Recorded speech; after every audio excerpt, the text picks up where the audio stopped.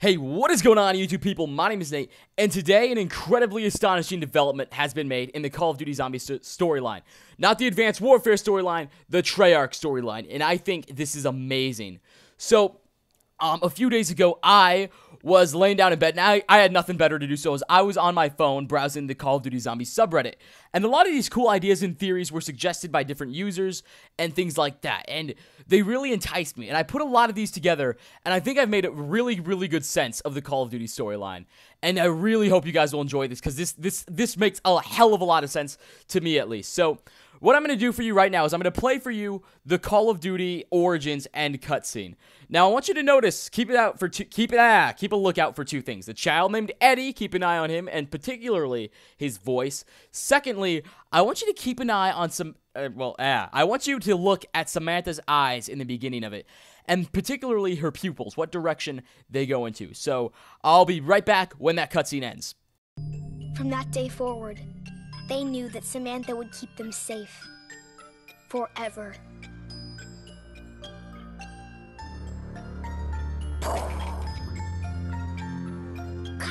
Getting everything wrong. I told you before, their eyes should be blue. It's my turn, Eddie. I can do whatever I want. But you don't even know how to play properly. Girls don't know enough about zombies. What's the choice of it, children? Make sure the windows are locked before you come down to the basement. You'd better do what your dad says. I didn't even get my turn. Tomorrow, Eddie, you get to make the rules. I promise. Come on, Fluffy. I wish the heroes in our stories were real, Sam. I know what you mean. But we will make everything okay.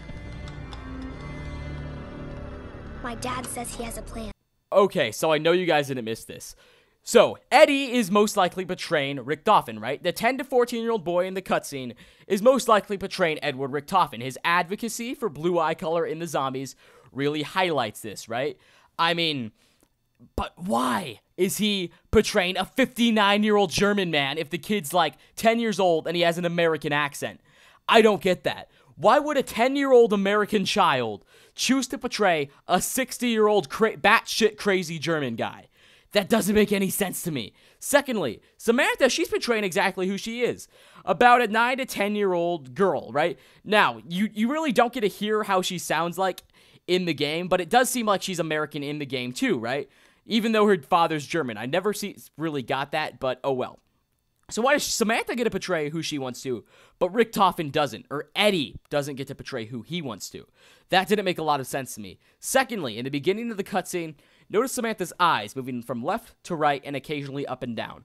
Very similar to how a person reads and recognizes texts with their pupils, particularly a comic book. Here's my theory.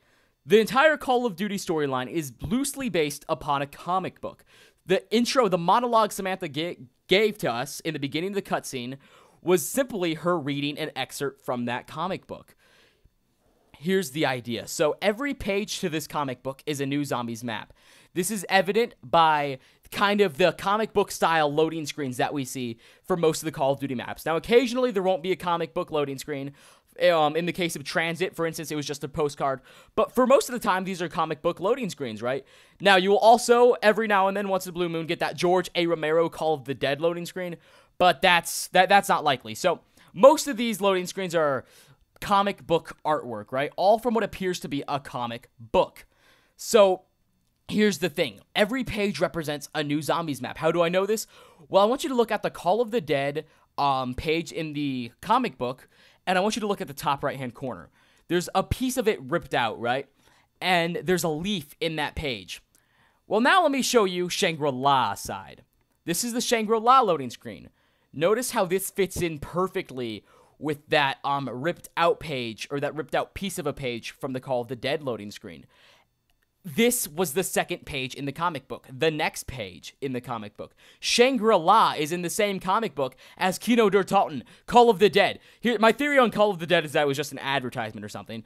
But Shangri-La, or not, goddammit. Shangri-La is in the same comic book as Kino der Toten, Call of the Dead, Ascension, for instance. Notice how if you look at, I believe, in the Call of the Dead loading screen, in the top left-hand corner now, you will see a piece of the page ripped out that is from the Ascension loading screen. This is all one big comic book. Now let's take a look. Let's jump ahead. Let's look at the Die Rise comic book loading screen. Bottom left-hand corner. You'll see a piece of it ripped out again, and in its place, something from, that looks like a wheel sort of thing, right? Now let's look at the Buried loading screen. That wheel is present there. This is all one big comic book in the game. Now, I want you to look at the last one, Buried, that comic book intro. I look at that loading screen, and look at the loading screen to Origins. Origins isn't a comic book. There's something special about Origins that I haven't particularly uncovered, but I'm sure someone else will. Now, I also want you to notice how in the Die Rise loading screen, there's another page after that. There appears to be at least 2 more pages after the Die Rise loading screen. That gives us the assumption that there are at least 2 more zombies maps coming in the next Call of Duty game, right? I mean, if there are 2 more pages left in the book, there should be 2 more maps, right? That's at least my assumption on this. Now, there's still more questions to be answered. How did they get all those plastic bottles, the Coca-Colas, the characters? Simple. They're comic book memorabilia. Look at the Moon loading screen, left page.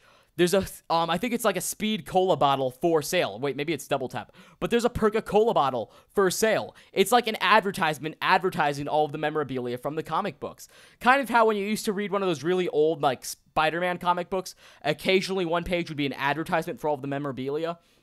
That's what's found on the Moon loading screen. So I think it's really cool how this all kind of links together in such a comic booky format, right? And this explains a lot about the intro. And here's my theory about the intro. So the entire introduction to the Origins cutscene is simply these child's portrayal of the zombie storyline. This entire Origins cutscene, not just the intro actually, is just how they perceive these comic books, the storyline that these comic books represent. All that this entire game is, all that the entire zombie storyline is these 2 children's portrayal of the events with their own twist on it. Notice how we don't even know any of the characters' names through the comic book loading screens, yet they've presented names to the characters. Samantha and Eddie are the names to the 2 lead characters. Why is Eddie portraying a 59-year-old German man? Because he's the most relatable one in the comic books. There's no one else to portray himself and associate himself with. This is why this all makes so much sense. However, there are 2 holes in this, or 2 holes and flaws in my story that I need to point out. One is I have no clue what the hell Maxis has to do with any of this. You can hear him at the end of the Origins cutscene, but I don't really know why he's there. In all honesty, I've got no idea. However, Alcatraz, that's a different story. I've got an entirely new theory on that correlates with the theory I've just presented to you guys now. So guys, thank you so much for watching. If you enjoyed this video, please leave a rating where you feel necessary. Thanks for watching, everyone. My name's Nate. Have an excellent day. Bye-bye, everyone.